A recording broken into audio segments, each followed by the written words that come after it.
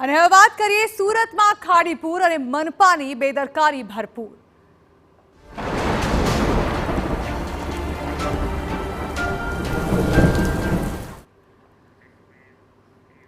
સુરતના લિંબાયત મીઠી ખાડીમાં પાણી યથાવત છે। 108 સેવાને પણ તેના કારણે અસર પડી રહી છે।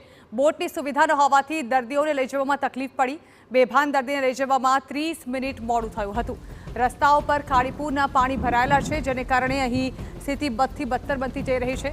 મીઠી ખાડીમાં હજુ પણ પાણી યથાવત જોવા મળ્યા છે, જેને કારણે એક દર્દીને ભોગવવાનો વારો આવ્યો। ભારે વરસાદી માહોલ અને ભરાયેલા પાણીને કારણે અહીં 108 એમ્બ્યુલન્સ પહોંચી શકી નહોતી, જેને કારણે એક દર્દીને 108 એમ્બ્યુલન્સ પહોંચાડવામાં ત્યારબાદ હોસ્પિટલ પહોંચવામાં 30 મિનિટ જેટલો સમય લાગ્યો હતો।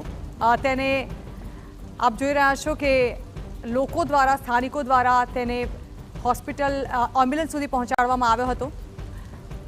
અહીં આ પ્રકારે પાણી ભરાયેલા દ્રશ્યો સામે આવ્યા છે, ત્યારે તેને લઈને જનજીવનને તો અસર પહોંચી જ રહી છે, પરંતુ દર્દીઓને પણ મોટા પાયે હાલાકી ભોગવવાનો વારો આવ્યો છે, જ્યાં સ્ટ્રેચર પર કંધા પર બેસાડી અને દર્દીને લઈ જવામાં આવ્યો।